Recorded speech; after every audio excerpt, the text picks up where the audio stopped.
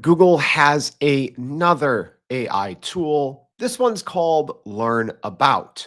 So, what's Google's AI strategy here? Is Learn About helpful? For sure. Is its rollout and use case a little confusing? Absolutely. So, we're going to be talking about Google's newest AI tool and looking at all their different AI tools all in one episode so you can know, is this worth checking out? If you need to learn about something, should you be using Google's Learn About tool or something else?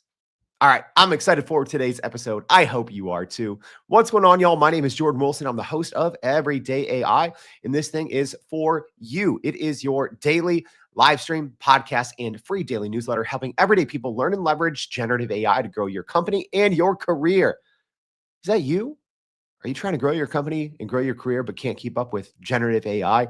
Well, you are in the right place. If you haven't already, make sure to go to youreverydayai.com. Sign up for our free daily newsletter where we will be recapping today's episode and keeping you up to date with everything else that you need to know. So it is your one-stop shop to keep up and get ahead with everything related to AI. And then while you're on our website, you can go click the little episodes button and listen to more than 400 episodes, sortable by category. So whatever you need to know, we've probably had a world's leading expert come on the show and share about it. So if you're joining us on the podcast, thank you. Make sure to check out your show notes for all that information. If you're joining us live, my gosh, shout out to the live stream audience today. Y'all showed up even before me. So thank you. Big Bogey Face, Harvey, Dr. Harvey Castro, Michael, Brian, Jackie, Tara, everyone else. Thank you for joining us. All right, we're going to get into the new Google Learn About tool, which I think is actually really good, but it's really confusing. We're going to get into it after we go over the AI news. And to our live stream audience, if you haven't seen, I got a little live stream help that I need from you. Name a topic you're trying to learn about. All right, let's jump into first the AI news. So ChatGPT has rolled out some pretty big updates to its desktop app on Windows and PC. So OpenAI has introduced a new feature for the ChatGPT desktop app on Mac OS, allowing it to access the contents of certain apps to provide more seamless assistance. So the feature is currently in early beta, and it's designed to help developers by integrating with apps such as Xcode, Max Terminal, Text Edit, and Visual Studio Code.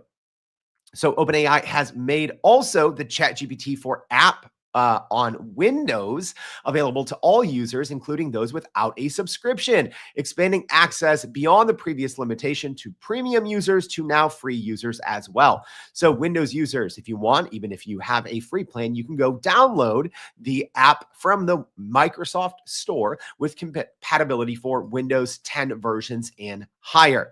I did try out the new desktop feature for Mac. Pretty useful.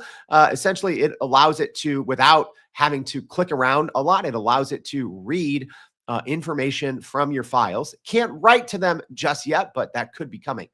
All right. Our next piece of AI news, speaking of Google, right? Topic of today's conversation. Google's Gemini has taken over the top spot in the AI chatbot leaderboard. So Google has unveiled the Gemini experimental 11.14 model on its AI studio for developers, marking its announcement date of 11/14, November 14th. So it took first place on the Chatbot Arena LLM leaderboard, a blind test leaderboard voted on by millions of users. So Gemini's new 11.14 has an ELO score of 1344, while as longtime champ ChatGPT 4.0 has a score of 1340. So just barely eked it out past GPT 4.0. Claude Sonnet 3.5 new is in a distant 8th place, in case you're wondering, with a 1283 score.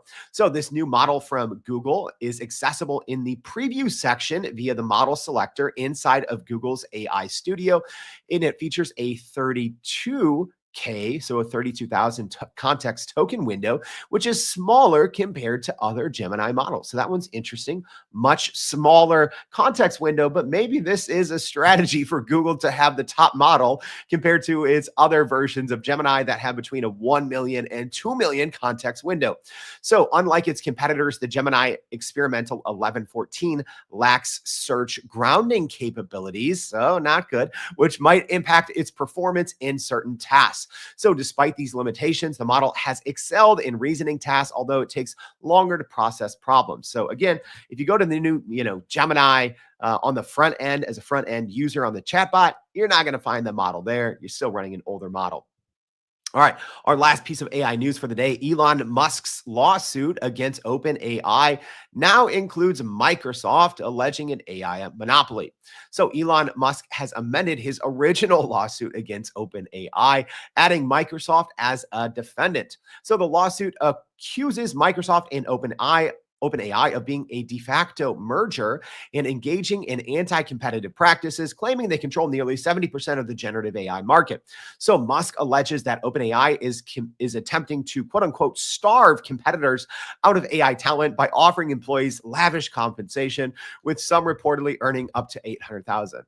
I don't know, guys. Sometimes I feel weird even reporting on this news because we did a whole episode on this when the lawsuit first came out. I don't think it's a real lawsuit, but now you got to pay attention to it since Elon Musk has a role in government. So that might change things. The suit also names Reid Hoffman, a Microsoft board member, former OpenAI board member, and co-founder of LinkedIn as a defendant. So Elon Musk kind of just throwing lawsuits at more and more people. And it also includes Musk's startup, obviously xAI, as a plaintiff. So this legal action marks the latest escalation in the rivalry between Musk, who was a co-founder of OpenAI, and OpenAI CEO Sam Altman, with Musk previously accusing OpenAI of abandoning its nonprofit mission. So the lawsuit references a Financial Times report that OpenAI has requested investors not to fund competitors, raising questions about fair competition in the AI market. Again, I don't think this lawsuit has much to it, but I'm not a lawyer. So if you want to know more about it, make sure to go read our newsletter today. All right.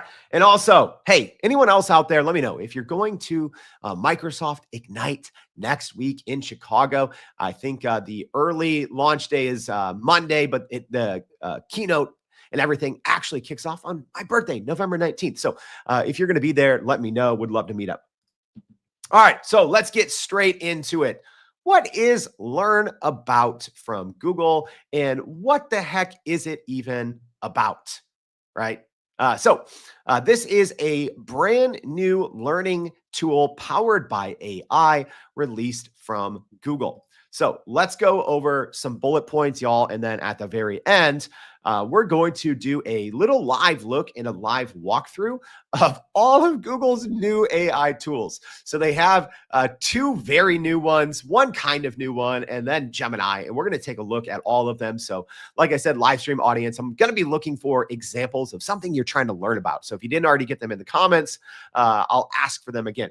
So we're going to go through this one kind of quickly today, y'all. This isn't going to be one of those 45-minute podcasts. So what is Learn About actually about? Well, it is an AI-powered tutor that uses the Learn LM model. So this is a Gemini-based fine-tuned model. So it is, of all the different AI, the 4 different AI kind of products that we're going to be talking about today from Google are Learn About, Illuminate, NotebookLM, and then it's Gemini chatbot. So of all of those 4, Learn About is the only one that uses the Learn LM model from Google. So the Learn LM model from Google is a fine-tuned Gemini model. So it is based on Gemini. And then, smart researchers, probably either at Google or Google DeepMind, fine-tuned this model to work specifically for learning and for educational purposes. So it technically uses a different model than all of Google's other products. So it uses the Learn LM model. It delivers in-depth educational answers, and we're going to see that in action. It is much more multimedia focused, I think much more interactive and less kind of chatbot-esque than some of the other products. It also includes visual aids like images, diagrams, and text boxes, and it allows adjustable complexity levels. Right now, though, it is limited to users in the US. You do have to sign up for a wait list, but it is free right now. It is purpose built for learning. So, Learnabout is Google's, like I said, only AI tool designed specifically as an educational aid, even though I don't think it's the best tool to learn about something. That's weird. I'll explain what I mean. So right now, it's functioning as both an AI tutor that guides users through deeper learning process beyond a simple Q&A. Like we talked about, it uses the unique Learn LM model. So it's the only Google product that uses the Learn LM model. It's trained specifically on educational and research data. So again, based off the Gemini model, but it is a fine-tuned model. So this makes it better suited to provide in-depth explanations and foster understanding compared to the more general purpose Gemini model used elsewhere. And then Illuminate and NotebookLM. And we'll be going over the kind of pros and cons of all of those. All right. There is an emphasis on visual learning. So again, we're kind of talking here about what makes this new experimental AI product called Learnabout from Google a little different. It's a huge emphasis on visual learning, which I kind of like. Right. So beyond text responses, Learnabout incorporates visual aids like images, diagrams, annotated text, and textbook style boxes for added context and vocabulary definitions, enhancing the learning experience. And also, there is a focus on conceptual understanding. So, unlike tools that prioritize quick answers, Learnabout encourages critical thinking and deeper understanding by explaining the why, addressing misconceptions, and promoting exploration. All right. So I just told you all about Learnabout. Now we have to learn about Google's other AI tools so we can try to better understand why the heck are there so many different AI tools out there from Google that all kind of do similar things, but all do different things. And they're all very similar, yet they're all very different. Okay. I'm not sure, but let's find out. Let's talk Gemini. All right. So Gemini is multimodal AI chatbot. It is also the name of its models, which is a little confusing. So, as an example, ChatGPT has models such as GPT-4o and O1 preview. So Google Gemini has models called Gemini, but that's okay. So yeah, and hey, sorry, live stream audience. I know that there's a little problem here on streaming on LinkedIn. If it ever is not working on LinkedIn, you can always join on YouTube. So Gemini is multimodal AI. It processes text, images, and audio. It's available in both a free version and a Gemini advanced paid version. You do need a Google account to access either. It's integrated with Google Apps, Google's products, and Pixel phones. So as an example, Google just released its Gemini Live, which is essentially its version of advanced voice mode for a new Gemini app that it just released yesterday for iPhone. So you can access Google's Gemini model anywhere. And like we talked about at the beginning of the show in the news section, technically it is the Gemini has the most powerful model in the world right now. But you're not going to be using it in all of these other products. Unfortunately, sometimes Google is a little coy or not super forthright about what model is powering what. Specifically, it's Gemini chat, because I think so much attention is paid inside of Google's kind of AI sandbox. And it's a great developer tool. It's fantastic. It's probably as good or better than OpenAI's developer tool. But Google's front-end Gemini product does not get a lot of love or attention, which makes no sense, Google, because when you talk about Gemini, right, aside from developers, your IT people, software engineers, everyone just goes to like gemini.google.com, right? And they're using the front-end chat. Usually that is running a Gemini model that is 3 to 6 months old. So a lot of these models get updated pretty frequently. I would say on average about every 1 to 2 months.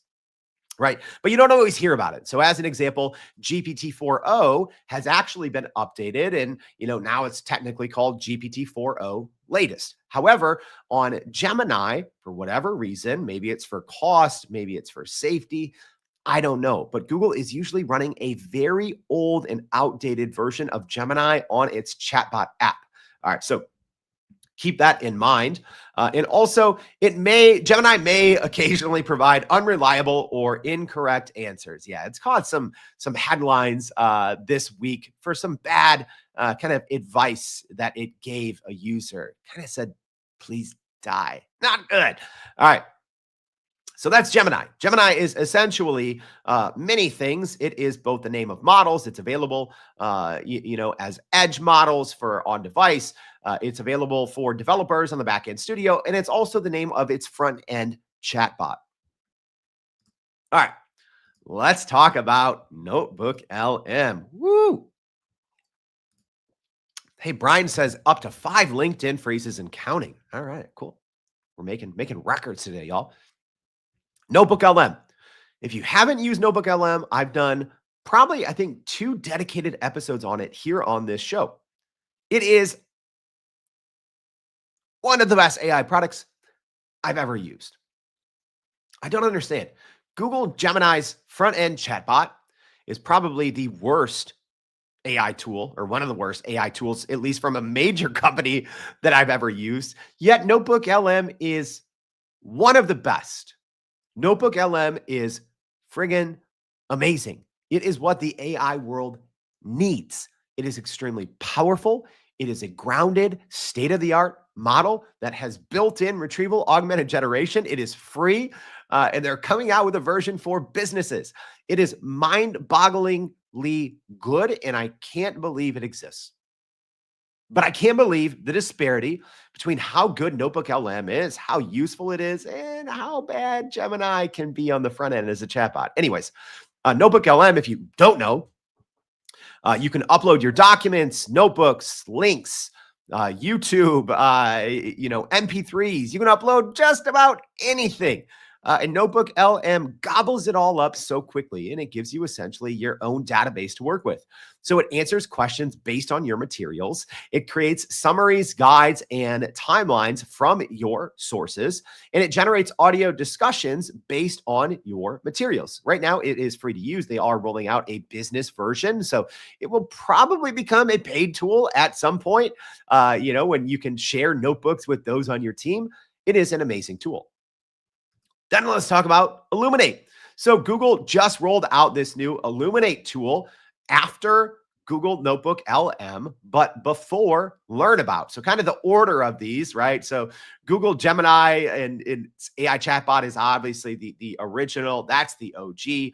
Then there was Notebook LM. Then there was Illuminate, and now there is Learn About. So Google Illuminate, it's kind of like it's weird. It's kind of a cross between NotebookLM, Gemini, and Learn About. So it's a little different, but this is more focused for scientific or educational purposes. So the big thing right now is you can access scientific papers from arxiv.org, which is arxiv.org is essentially a website that is all the open access archives for nearly 2.5 million scholarly articles. All right, so it is associated with Cornell University, and it is the leading resource essentially for research papers, right? So I read a lot of AI studies on ARXIV,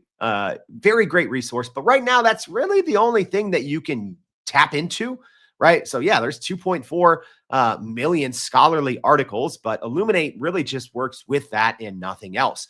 It also, though, provides audio discussions in a podcast-like format, similar to Notebook LM. I think it has a little bit more of a visual interface, kind of like Learn About. And it's early access, available right now for free. May still have a wait list. You have to check that out. I got in on the wait list on all my Google accounts, so I don't know if the wait list is still up. And like I said, it helps you in understanding more complex research papers. All right, so let's go ahead and learn a little bit for free here, y'all. So I need a suggestion from our audience. What is something that you are learning about? All right. Give me a topic, right? Something that you're actually trying to learn about. preferably something that people understand what it is, so we can all, and our podcast audience can all learn along. And I know we're having some freezing issues here on LinkedIn. So if you could give me a couple examples of something that you're trying to learn about, that would be great. So Michael is saying DaVinci Resolve video editing. All right. I like that one. Let's see. Let me just scroll through here and see if anyone else has suggested something. Christopher, thanks for this. Christopher says WGAC and how to make sites, newsletters, and other media accessible. Okay. I'm not even 100% sure what WGAC is, but I guess that's why we would learn about it. All right. Let's see if we have any other suggestions from the live stream audience here. Yeah. Going through the comments. Yeah. Sorry, y'all. I know a lot of freezing issues today, so a lot of people are locked out. Sorry about that. Let's see. Brian says, the strengths and weaknesses of building a website in Squarespace versus WordPress. Okay. I like that one because I personally know about it, so I can probably talk a little bit better about it, but we could kind of teach everyone. Jackie just says how about AI? All right. Like that, Jackie. All right. Let's see if we have any more suggestions, and I'll choose one. ADA accessibility from Tara. Like that. Emma, thanks for your suggestion. Just says programming. Let's see. Big Bogey says embodying AI into humanoid biped robot. Okay. Emma says a new language. Jessica, how to prune a hydrangea tree. Love some of these, y'all. Self-publishing from Tara, AI. All right, let's see. All right, let's go ahead. All right. You guys gave me some good options here. I have to make a choice. Let me see. Let's go ahead and learn. What are we going to learn, y'all? We're going to do the WordPress versus Squarespace, because at least I think hopefully I should be able to talk a little intelligently, and I should be able to almost kind of fact check and understand how well these different tools are doing, at helping us learn between WordPress and Squarespace. All right. So podcast audience, thank you for your patience. So I'm going to go ahead now, and what I'm going to do is share my screen. There we go. All right. Hey, live stream audience, let me know if you can see that. So this is Learn About. So I'm going to go through all 4 of the tools, and we're going to learn, hopefully learn about the difference between WordPress and Squarespace for website design. So I am now on the Learn About website. I'm zooming in a little bit here, and you can see it's experimental. So it says, what would you like to learn today? The interface. Love the interface. Of all the tools I talked about, I think Learn About has one of the friendliest and best interfaces. So essentially, like Google, it has a spot where you can type, right? It's just a huge focus on this. What would you like to learn about today? You can start typing. You can also upload images to learn from that. And then it gives some examples, right? So you can go through here, scroll, and you can actually click on these. So it says, tell me about the history of writing. Culture. What's the biggest wave ever surfed? So you can start clicking on these, and these are essentially pre-built learn abouts. All right. But let's just go straight into it. And I'm going to start typing in. I'm going to say WordPress versus Squarespace for web design and development. Okay. And then I'm going to click enter. I have to re-accept this because I'm doing it on my other accounts. All right. I knew this was going to happen. Love doing live things. All right. Give me a second here. Y'all, we got an error. So this is experimental. So let me go ahead and reshare another screen. Hey, this is where Tara usually says demo demons, right, Tara? All right, here we go. Let's do another. All right, so now I'm in my personal Gmail account. I knew this was going to happen, but that's okay. We're going to try the same thing here. See if it works. All right, here we go. So now let's zoom in. I did the same thing. I typed in WordPress versus Squarespace for web design and development.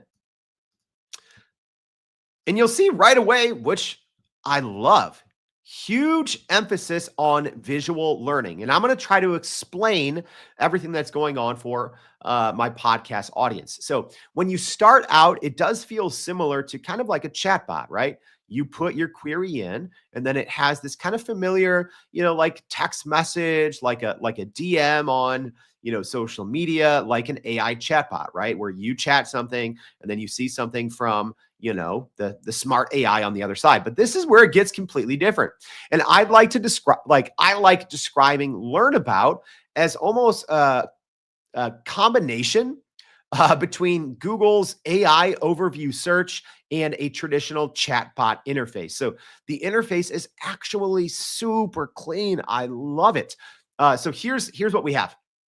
So it says, choosing between WordPress and Squarespace largely depends on your needs and technical comfort level. Let's look at each platform's strengths. So right away, I can already tell one thing that it does very well is it breaks it down for beginners, right? So if you're an expert, I would consider myself probably an expert in this. I've been using WordPress for almost 20 years. I've used Squarespace plenty of times, usually when getting old clients off of Squarespace and onto WordPress. But it's a very clean interface. So it created a little box, right? So a little box that kind of has a pro and con comparing WordPress and Squarespace. So it says ease of use, flexible customization, cost and maintenance. And then it gives me kind of the pros and the cons between WordPress and Squarespace. So as an example for ease of use, it says WordPress has a steeper learning curve and requires technical knowledge. And then it says Squarespace is beginner-friendly drag and drop interface. So pretty good right here. So I can keep scrolling, and then it kind of says WordPress. It kind of has a summary of all of this.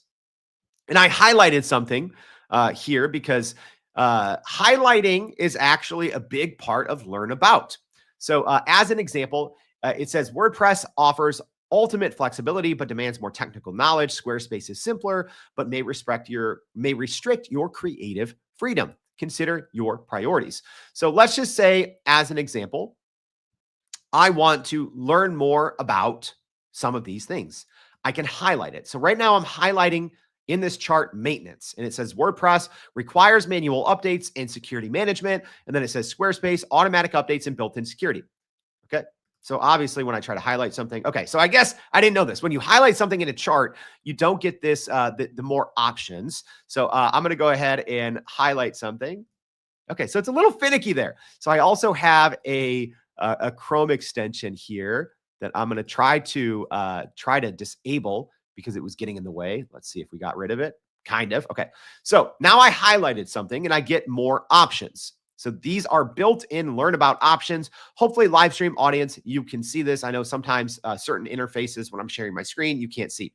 But I can click, what is this? See a picture, search the web. So I highlighted this text that said, WordPress offers ultimate flexibility, but demands more technical knowledge. Squarespace is simpler, but may restrict your creative freedom. Consider your priorities. So I'm going to click, what is this?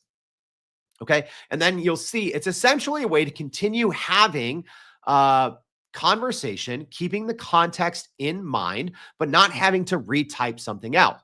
So now it says, you're right. That's a key takeaway. Let's dive deeper into WordPress, the platform known for its flexibility. So now it's giving me even more information, very visual, by the way, and I'm going to explain this a little bit on that specific thing that I highlighted.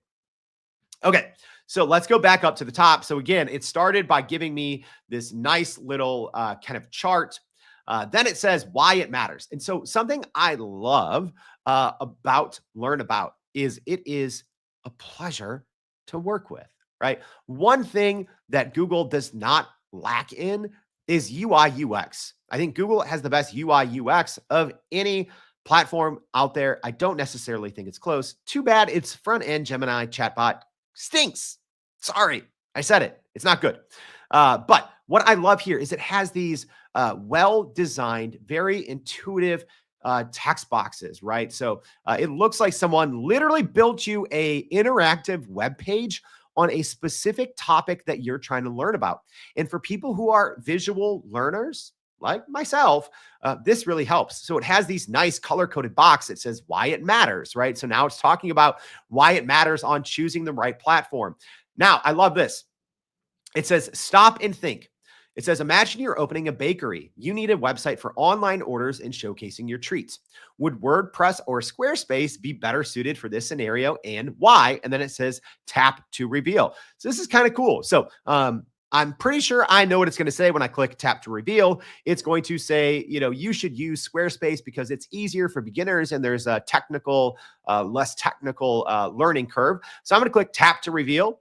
And then it says Squarespace might be better as it offers e-commerce tools and ease of use, letting you focus on baking rather than a technical website management. So pretty cool there.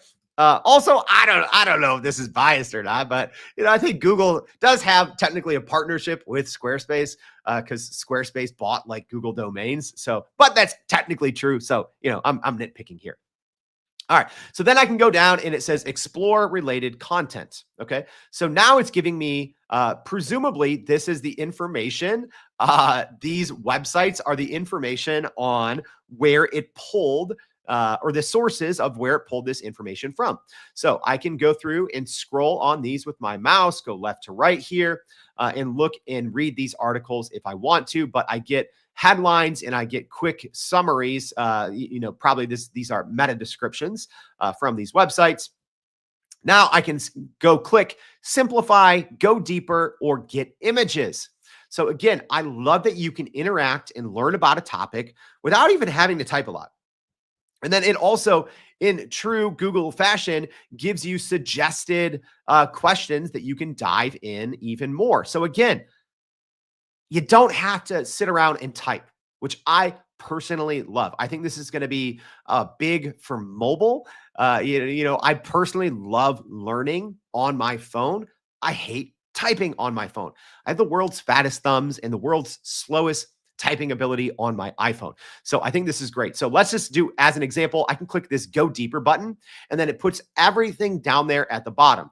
And for go deeper, or for any of these one-click prompts, essentially all it does is it writes a prompt for you. So when I click go deeper, it says, can you explain the WordPress ecosystem in more detail, focusing on the different types of themes and plugins available and their impact on website functionality? Then learn about responds, and it says, you're ready to explore the engine room of WordPress. Let's break down the WordPress ecosystem. All right, unfortunately, we got an error on that one. So again, this is experimental. There are some bugs. So I'm going to go ahead and click another. Actually, I'm not going to keep going in. So I'm going to now talk about the left side of the platform. Okay. So everything that I was just talking about is in the main window in the middle. So on the left side of the platform, you can essentially, there's related kind of questions, right? So it says understanding the key differences between WordPress and Squarespace.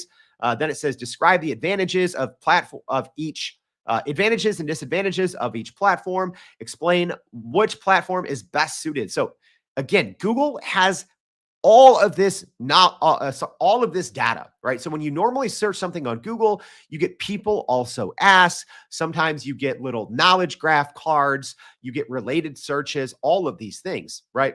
So essentially, this is a much more visual and intuitive way that Google is kind of just redisplaying its search engine. So it's using Google Gemini, it's using elements of its traditional Google search, AI overviews, as well as this fine-tuned Learn LM model. So as an example, I can click WordPress advantages.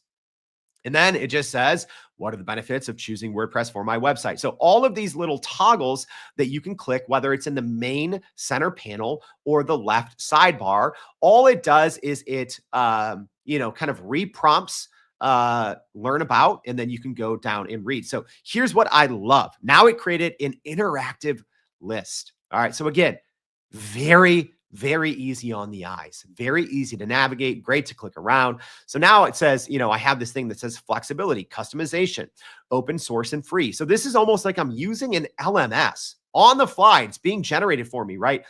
Nice hover effects. And then there's images on each of these. So this, again, literally looks like it's building a beautiful website on the fly based on how you're learning. and it's adapting to you what you need to know more about. So as an example, it says benefits of WordPress. I can click on this customization, and now it also changed the left-hand side as well. So now I can scroll down. Oh, it actually, okay, interesting. I thought it was going to go ahead and click, bring out more things, but actually in this interactive list, all it really does, okay, interesting. All it really does is allow you to click around. All right. So I hope this is helpful, but now what I want to do, and I have to give me a second here. I have to reshare my screen. I want to do that same kind of learning experiment on the other platforms very quickly, just so you can kind of see some of the pros and the cons. All right, so let's go ahead. Let's share my window and go back to here. All right, here we go. So now I'm going to go in Gemini Advanced. All right, so the front end chatbot. All I'm going to do the same thing is I'm typing WordPress versus Squarespace for web design and development. All right, and you'll see Google Gemini just gives me text, right? There's nothing interactive. You know, I can't click around. I can't really, okay, I say there's nothing interactive. It did build a simple table, which is nice, that I can export to Google Sheets, which is great. But for the most part, Google Gemini gave me a text-based answer, not a lot of interactivity, and it doesn't really scale according to my learning needs, which is okay, not really what it's meant to do. All right, so now I'm going into Google Illuminate, which is also an experimental tool. So with this one, the interface is a little busy, right? But that's not what we're here to judge. All right, so this looks more, how would I best describe Google Illuminate? When it came out, I was confused, number one. It essentially, I think, is a slightly more visual version of NotebookLM. It helps you create podcasts based on research papers. So it's a niche use case. So I don't even know if we're going to be able to, as an example, use this for this instance, because I don't know how many research papers there's going to be on WordPress and Squarespace, but let's find out. So all you can do is search for a topic or paste a PDF URL. So I'm going to just go ahead and search the same thing that we've been doing for all of them, WordPress for Squarespace for web design and development. I'm going to click search. It says no results found. Okay. So now I'm just going to go WordPress, Squarespace. Again, this one's going to be hard because it's really only going to allow me to generate a conversation based on anything from arxiv.org. So I'm just going to try WordPress. Let's see if we get anything there. All right. So we at least have something for WordPress. So now it has all these different research papers that at least mention WordPress. So I'm going to click on just one. All right. So WordPress on AWS, I'm going to click add, and let's see if I can add one for Squarespace. I'm guessing there's not going to be any, but I could be wrong. All right. There are some. Cool. So I'm not sure what this one is. It doesn't even look like Squarespace. Yeah, it's not. So nothing in here is dedicated to Squarespace. That's okay. We found one. Let's just do one for web design. So I'll still say web design and development. See if we get anything there. There we go. All right. A systematic approach to web application development. Cool. Add. So now you'll see in Google Illuminate and for a podcast audience, super simple. So all this ultimately does is it creates a podcast for you. The voices are different than NotebookLM, but it's the same kind of concept, but only for research papers. And then it gives you, like a lot of Google's experimental tools, it gives you some options. So by default, there's 4 different things that you can change to steer this podcast conversation, this AI-generated podcast conversation to help you learn things. So it says, create a conversation tailored for a blank audience with a blank duration. The tone should be blank, right? So I can click these. I can click general. Let's see, general audience. Let's see what I can change. I'm going to say a technical audience, right? A technical audience with a very short duration. The tone should be casual, right? Then I can click generate. All right. I'm not going to wait around. I might come back to the end after I do this in NotebookLM. But essentially, now all it does is it generates a podcast for me based on those 2 research papers that I added. And it gave me a little bit of flexibility in terms of how I wanted the podcast to appear. All right. Last but not least, one of my favorite AI tools ever. If you haven't used NotebookLM, start using it. Y'all, I literally use NotebookLM as an example to help me plan my podcasts. Yes, that is right. It is an amazing tool. All right, so NotebookLM is a grounded model. So I'm in there right now. I'm clicking add new. You can't use it. You literally cannot use it until you give it information. And then it is only going to use that information that I give it. So what I'm doing right now is I need to give it information for it to actually work. All right, so I'm going to copy this link to a couple of these articles that come up when I Google WordPress versus Squarespace for web design and web development. So now I'm going to go back in. Some of these might be blocked. So I'm going to click website. I'm going to paste this in. All right, that one's blocked. Fantastic. I know Forbes will probably be blocked. I'm going to copy this one, copy link to highlights. Sorry, y'all. Love doing these things live. All right, let's go to website. See if I can get one of these to work. Fantastic. So many of these are blocked. Elegant themes. Cool. I used to use elegant themes like 10 years ago. All right, let's try one more here. Let's see if we can get a website to work. Cool, we can. All right, so all of these are unfortunately blocked. So I'm going to have to copy and paste. I can also find, you can also upload in NotebookLM. You can also upload PDFs, YouTube videos that have captions.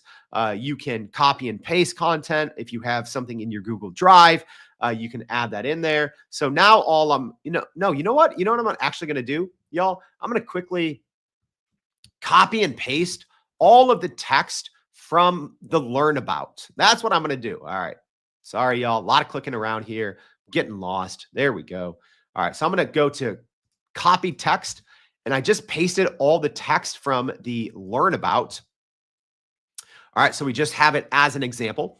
So what NotebookLM does so well, number one, 25 million words. You can have 25 million words. And when you upload MP3s, when you upload YouTube videos, it crunches those almost immediately. It is super impressive. All right. So now I can chat with this information, and I can just do something simple. Say, explain the, I'm just going to do, explain why I would choose WordPress over Squarespace. Okay. So now when I use NotebookLM, the great thing is it is grounded. So it is only going to use that information that I put in. So now it goes through and it gives me, it says, here are some reasons why you might choose WordPress over Squarespace based on the sources you provided. See, based on the sources you provide. And then I can click, each of these citations. So it doesn't just make things up, right? It literally, if you don't give it any information, you cannot use it. And it's only if I ask it, why is Pluto no longer a planet, right? I'm going to click that.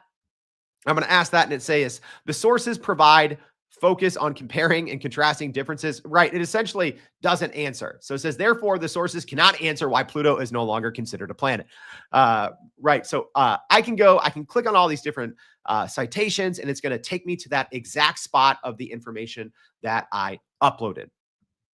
All right. So that is a very, very quick overview, y'all, of the differences between Google's Learn About, Google Gemini, Google Illuminate, and Google NotebookLM. Oh man, I said this isn't going to be a 45-minute podcast. And look, it turned into a 45-minute podcast. So Marie asking Jordan, can Learn About work on your voice commands rather than typing? That is a great question. So by default, there's no option within Learn About, Marie. However, if you just have a keyboard shortcut, you can do it that way. Whereas, Gemini, as an example, has a dedicated use microphone button. But Google Learn About does not. But again, like as an example, the shortcut key that I have set, I click Option twice and I can talk into any text box. So it doesn't have that by default. Yeah, Michael's saying, why does this seem so cool and so complicated at the same time? Hey, if I'm being honest, Learn About is extremely easy to use. I love it. I think it is a great tool from Google, but you just have to look at the bigger picture. What is their strategy here? What is Google's strategy? Number one. Number two, why do they give the front end of Google Gemini chatbot so little love? I don't know, right? There's so many great features of NotebookLM. Illuminate, not really for me, right? I think Illuminate is really just for researchers. And NotebookLM is an amazing tool, but I do like Learn About. Learn About is great. It's intuitive. I think I'm probably, right? I'm probably going to start using Learn About almost maybe as much as something like Perplexity. So I actually think that's a little bit more what it's positioned to be. It is positioned to be a new version of Google search, right? I mean, we'll see. It does, like, are they actually going to continue to use it? We might see something like Learn About appear by default in Google search if you are searching for a learning query. So, who knows what Google's actual plan here is with this new Learn About tool, but I do know it's extremely useful. It is free. And it is a pleasure to use, unlike some other Google products, front end Gemini. All right. I hope this was helpful, y'all. If so, please let me know and please share this with someone. It takes us hours every single day to bring you free, up-to-date AI content so you can be the smartest person in AI at your company. It only takes you a few seconds to click that repost button if you're listening on social media to share this with your friends, or it takes you a second to go ahead and click subscribe or follow on the podcast platform of your choice. So please do follow us there. Leave us a rating. I'd appreciate that. And I'd appreciate it if you join us back next week and every day for more everyday AI. Thanks, y'all.